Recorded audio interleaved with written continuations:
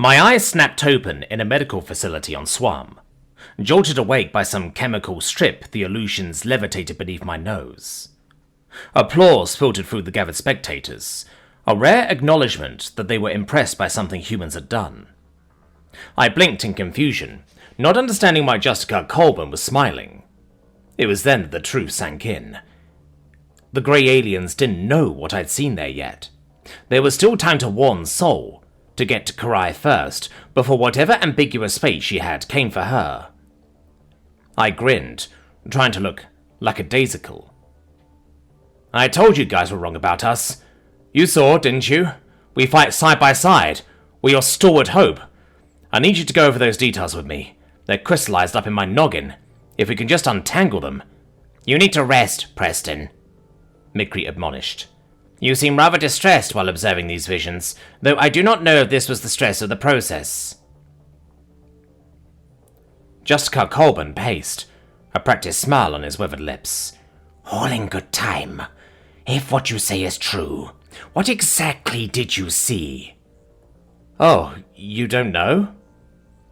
I feigned confusion, despite having known that the probe would take days to do its work. In that case I have some leverage. I did exactly as you asked. All I want is to tell Karai just how right she was. She deserves to be validated. I had no idea how Karai would react to what I had just witnessed, other than that she'd be deflated.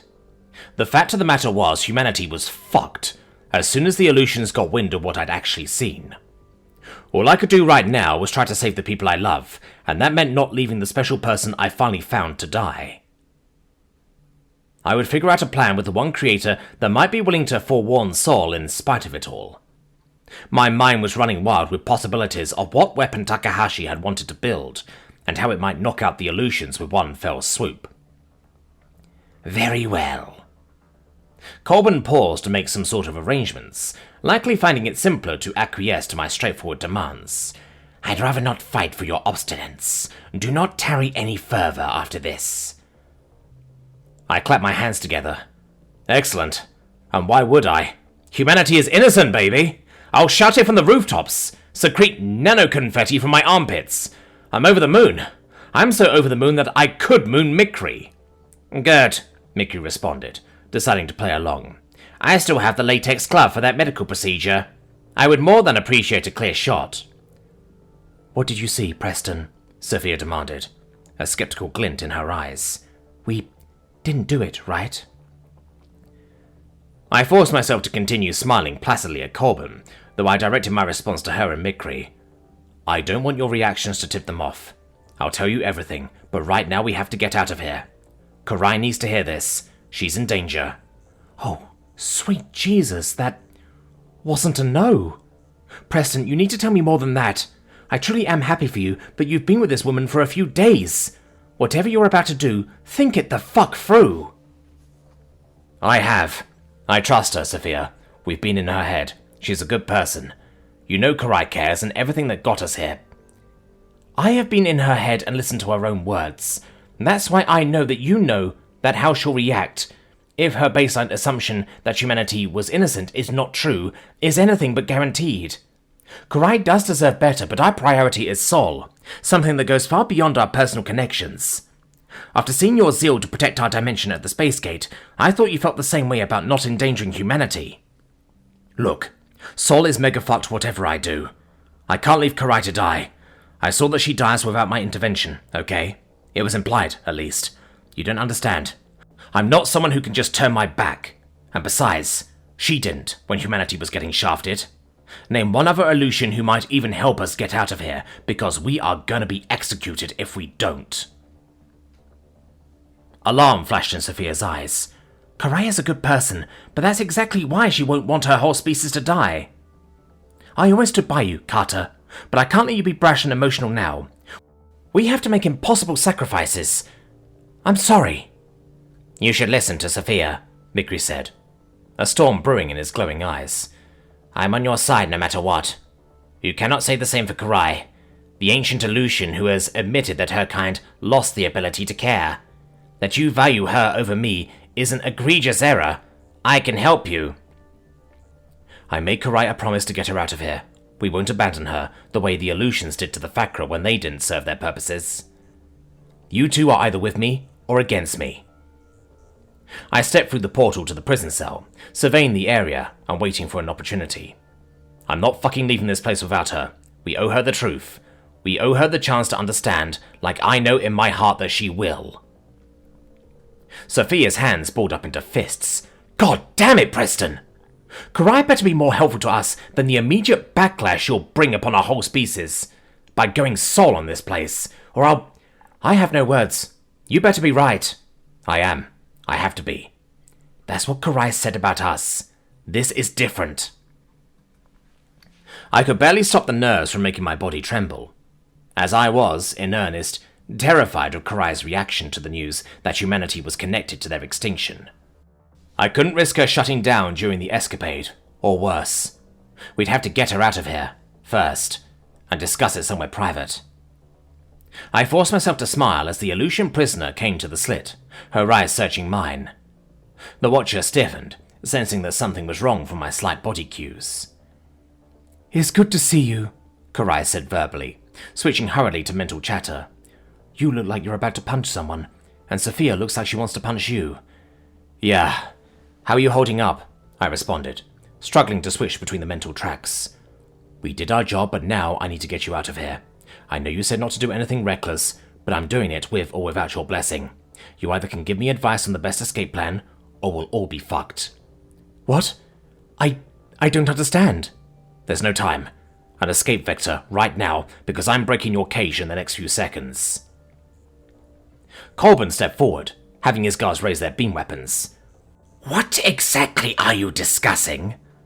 "Just sweet nothings. Sorry," I grunted. "Not safe for work stuff. I didn't think you wanted to hear about the Kama Sutra, but I can demonstrate exactly what we talked about if you like."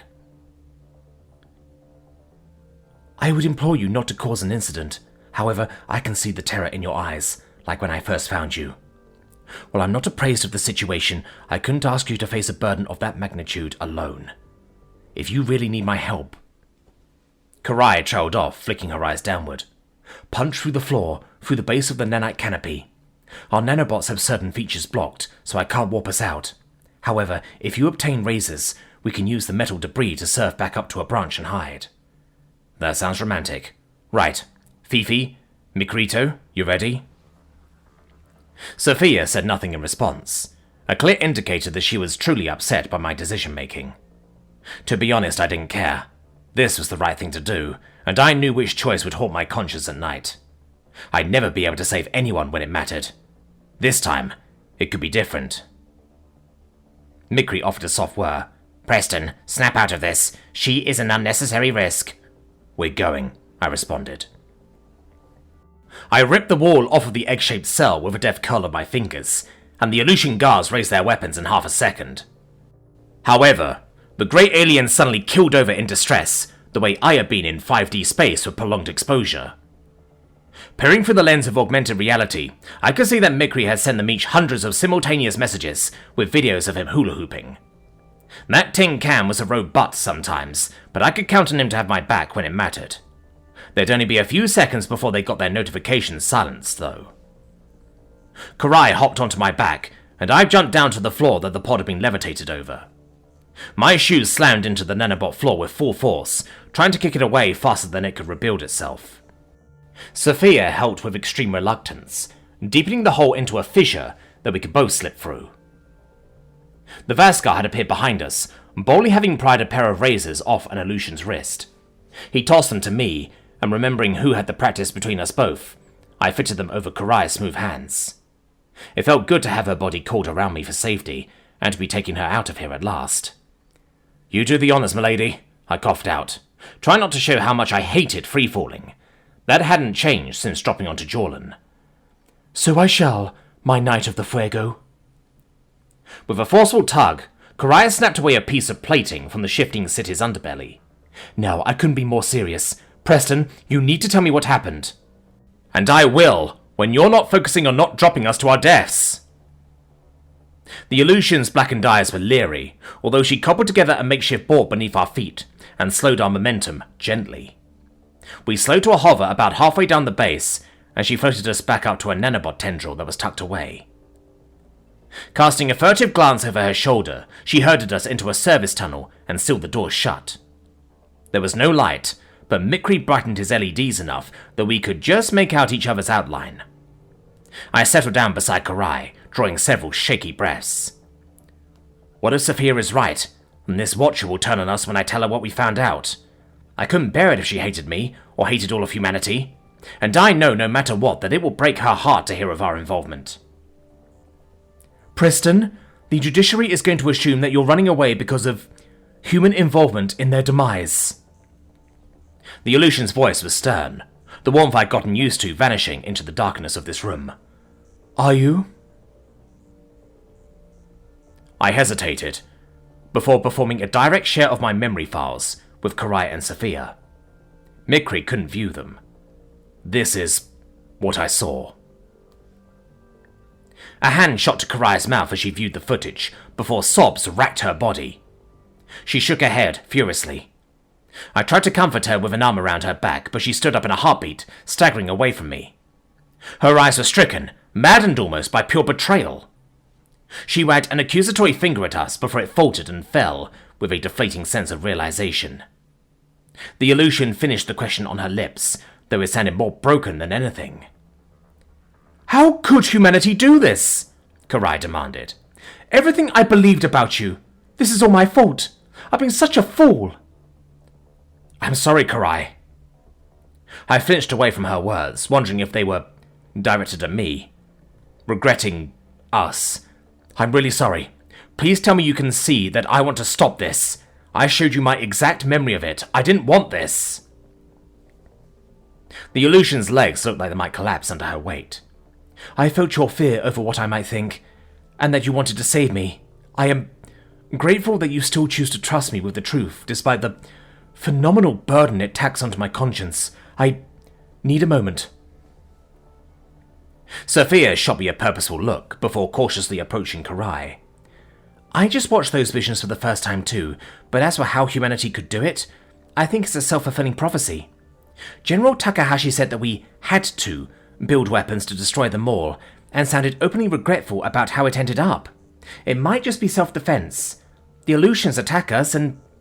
You're right. It very well could be. Or perhaps that's simply what I want to believe as a defense mechanism, since it's the only explanation that provides humanity any justification. I believed in you so much that I could never hurt you, but I cannot perpetrate my people's destruction further by siding with Sol. I've taken too many illogical risks as is. So have I by bringing you into this at all. I walked over to the Aleutian and searched her features, fitting my hand into hers. What we have is special. I believe our love can overcome anything. Us together. We can't just give up. I mean, would you rather throw in the towel, or damn well try to make things turn out better for everyone? I feel responsible for whatever comes next, Karai answered feebly. You're one person who gave it a heroic effort at peace. Even if they were right, they decided it much too early, and there's got to be more to the story. We aren't that species. I want to believe that, but the violence and horrors I've seen from your kind are also etched in my mind. I love you and all of your flaws, except when our extinction appears inevitable. I think that inevitable can go fuck itself. I've chosen my own destiny. You promised me, Karai, that you'd never give up on humanity. Never in a million years. Maybe it's not enough, but seeing the future for what it is means we have a chance to change it. So many people don't get that opportunity. Who are we to squander that when we could save both of our species? Sophia nodded. Maybe we can influence humanity toward a more non-lethal choice. The Aleutians must push our backs against the wall where we have no other choices. If another choice was introduced... I have seen humanity in action. I know they would show you more compassion than you deserve, if they were able to, Mikri said. Karai stewed in her thoughts for several minutes, huddling in the darkness of the service tunnel. Despite not being in her head, I wagered I knew what was circling through her mind. She was considering turning herself and maybe us back in due to her overwhelming guilt. She was weeping in her mind's eye that humanity, who meant everything to her, were destined to commit patricide. I prayed that I had said the right words to keep her by my side, because if I failed, then I'd have no chance to save this one Aleutian. Somehow, Despite my bold words, I sensed that was the best I could hope to do.